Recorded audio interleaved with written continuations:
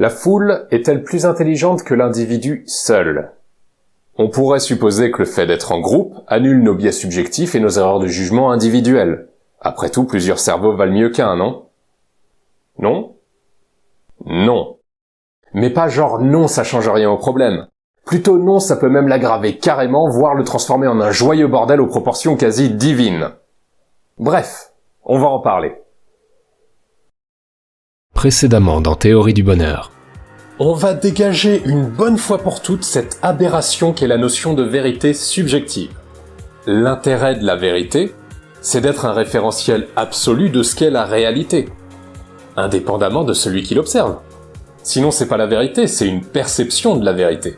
Je vais vous parler d'erreurs de raisonnement et de biais subjectifs courants qui nous poussent à croire vraies de fausses informations ou à prendre de mauvaises décisions.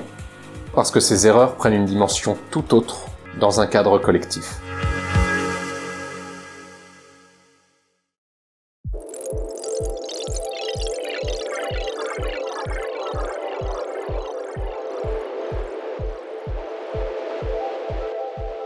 Dès lors que nous sommes plusieurs, nos biais individuels peuvent dégénérer de deux manières.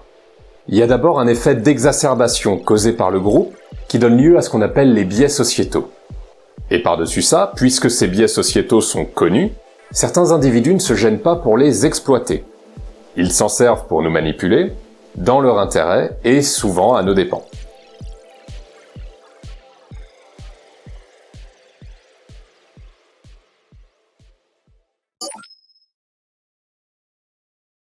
En 1951, le psychologue Solomon Asch propose l'expérience suivante. Il rassemble 10 cobayes dans une salle et leur demande de comparer un segment test d'une certaine taille à 3 segments de référence, A, B et C. Ils doivent alors dire l'un après l'autre à quel segment de référence correspond le segment test. C'est plutôt facile et dans des conditions normales, le groupe trouve unanimement la bonne réponse. Mais ce bon vieux Solomon est un farceur. Alors il refait le test avec 9 complices et un seul vrai cobaye, placé en avant-dernière position dans la chaîne. Les 9 complices sont tous chargés de donner la même fausse réponse.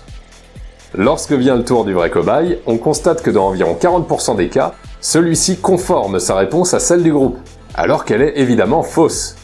Tada! Solomon met ainsi en évidence le phénomène de conformisme, plus couramment appelé instinct grégaire ou effet mouton. Ce phénomène peut découler de plusieurs facteurs, comme notre manque de confiance en nous ou notre flemme de formuler un avis personnel, mais il vient surtout de notre appréhension du jugement des autres.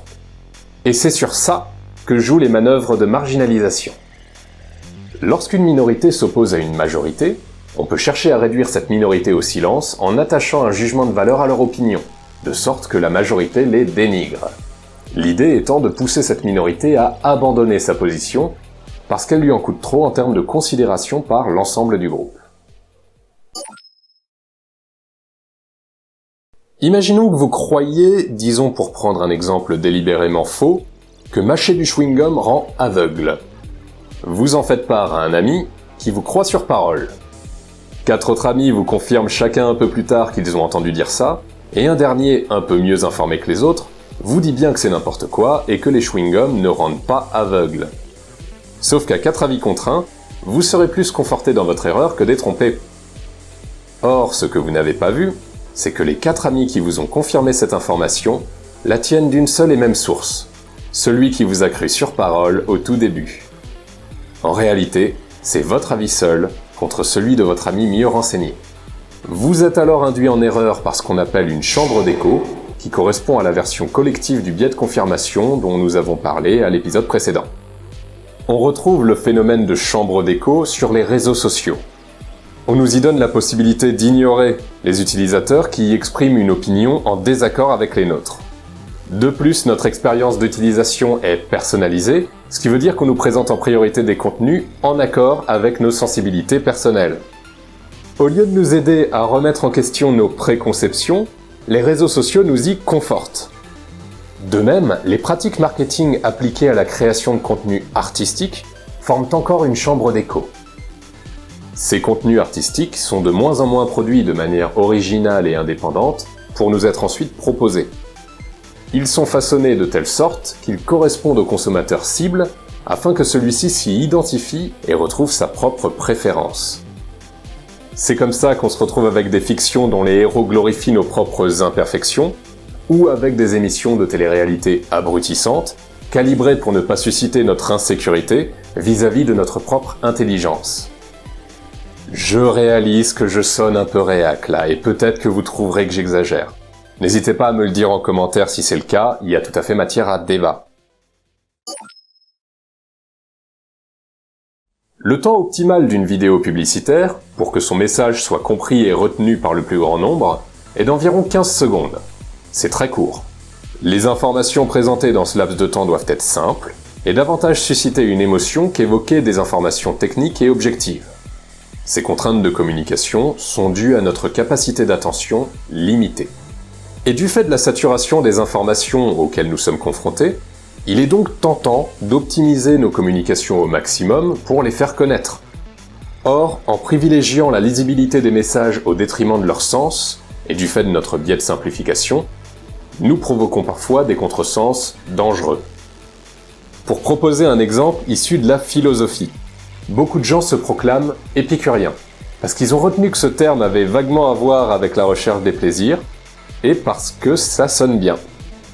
Mais du coup, ils l'utilisent pour désigner leur poursuite décérébrée des plaisirs, quels qu'ils soient, sans réfléchir à leurs conséquences, pour eux-mêmes ou pour les autres. Et là, je peux vous assurer que c'est pas du tout ce qu'Épicure a voulu dire. Au contraire, lui recommande de choisir judicieusement ses plaisirs, et d'éviter la souffrance en faisant pas n'importe quoi. C'est le même problème avec Carpe diem, une locution latine que vous connaissez sûrement, et qu'on peut traduire par « cueille le jour présent ». Dans son contexte original, elle ne dit pas du tout qu'il ne faut penser que au moment présent et avoir une attitude complètement inconsciente vis-à-vis du futur. Elle dit seulement qu'il faut savoir savourer le moment présent, quel qu'il soit. Saviez-vous qu'au Japon, il est illégal d'être gros sous peine d'amende? Non? Mais c'est normal, c'est parce que c'est pas vrai. En revanche, beaucoup de gens l'ont cru en 2008, après que les Japonais aient passé une loi rendant obligatoire pour les individus entre 45 et 74 ans d'aller se faire examiner par un médecin une fois par an et de recevoir des conseils médicaux en cas de surpoids. Cette loi impose également aux entreprises de mettre en place des programmes d'accompagnement à la perte de poids pour les employés concernés, sous peine de pénalités financières. Alors certes, cette mesure met une certaine pression sur les individus en surpoids, voire les pénalise.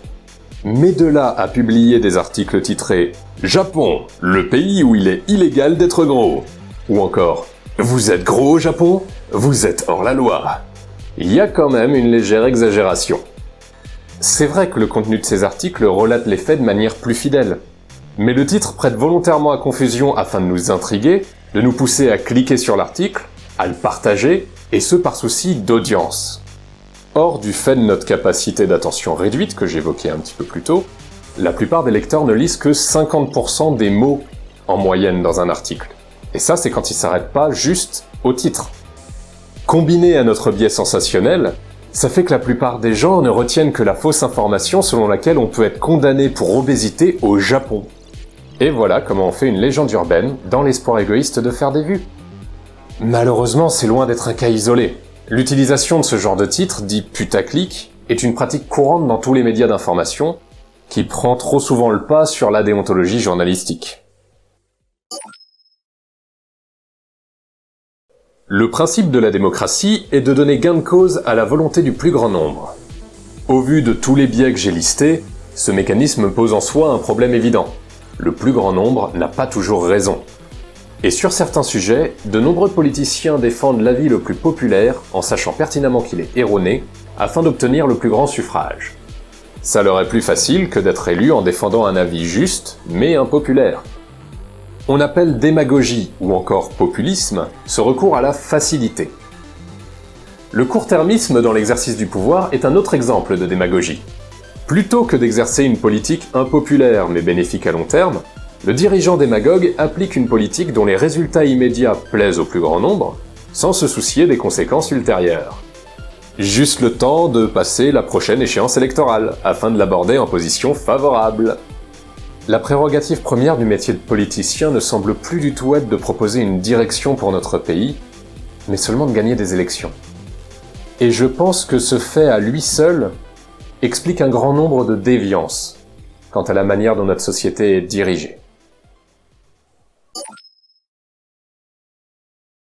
Avant d'aborder le dernier point, petite parenthèse rapide sur ce qu'on appelle l'intuition. L'intuition est un jugement inconscient qui aboutit à une conclusion sans que nous sachions par quel cheminement, ni si ce cheminement est juste. Pour autant qu'on le sache, ça peut être un jugement très subjectif et complètement biaisé. La conclusion à laquelle notre intuition aboutit est donc douteuse. De l'intuition ou de la raison, le plus fiable est bien sûr la raison. Il faut donc préférer suivre notre raison, et seulement lorsque ce n'est pas possible, suivre notre intuition. Beaucoup de personnes croient sincèrement avoir une très bonne intuition. Ils justifient ainsi d'y avoir plus souvent recours qu'à leur raison pour former un jugement. Mais le plus souvent, leur biais de confirmation est à l'œuvre. Elles se souviennent plus des fois où leur intuition a vu juste, que des fois où leur intuition s'est plantée. Il y a aussi un peu de leur biais de préférence. D'une part, ça demande moins de travail de se fier à son intuition que de mener une réflexion rigoureuse. Et d'autre part, les individus aiment se croire un peu spéciaux, certains vont même jusqu'à inventer des vertus surnaturelles à leur intuition. Bon, c'est un peu pour se rendre intéressant, quoi. Nous n'aimons pas avoir tort, et avoir raison demande du travail. Faut se renseigner, faut raisonner, faut se remettre en question, c'est pas facile. Du coup, pour ne pas avoir tort et pour ne pas avoir à bosser pour avoir raison, de plus en plus de gens soutiennent que la vérité n'est qu'une notion subjective, que toutes les opinions se valent, et que notre intuition serait meilleure que notre raisonnement. Ces affirmations ne sont pas seulement fausses, elles sont dangereuses. Si on ne reconnaît pas nos erreurs, alors on ne peut ni les étudier, ni en tirer des leçons. Or, l'erreur est certes désagréable, mais elle est essentielle à notre apprentissage. Quand on ignore ses échecs, et qu'on se contente de croire qu'on a raison, même quand on a tort, alors on devient complaisant. Et lorsque la complaisance se généralise à l'échelle de la société, alors l'erreur devient la norme. Et plus personne ne cherche à l'éviter, puisque tout le monde la commet. Et c'est de cette manière que naît la médiocrité. C'était le dernier point de ma liste, et je réalise que ça fait 2 épisodes d'affilée que je ne fais que lister des problèmes. Il commence à être temps que j'arrête de noircir le tableau, et que je propose des solutions. C'est exactement ce que je vais faire. Au prochain épisode. Merci à toutes et à tous d'avoir suivi ce 6e épisode.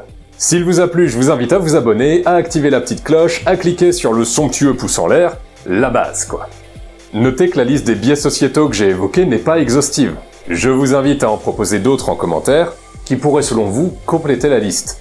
Si vous souhaitez soutenir la chaîne, n'hésitez pas à partager les épisodes autour de vous, afin de la faire découvrir à votre entourage. N'hésitez vraiment pas à le faire, pour vous dire à chaque fois que je vois un partage d'épisode, j'en ressens les effets en termes de nombre de vues. Donc vraiment, ça marche quoi. Et encore une fois, un très grand merci à tous pour votre soutien. Jusqu'ici, vous avez été super encourageants. Voilà, c'est tout pour moi, je vous dis à la prochaine, et d'ici là, prenez soin de vous.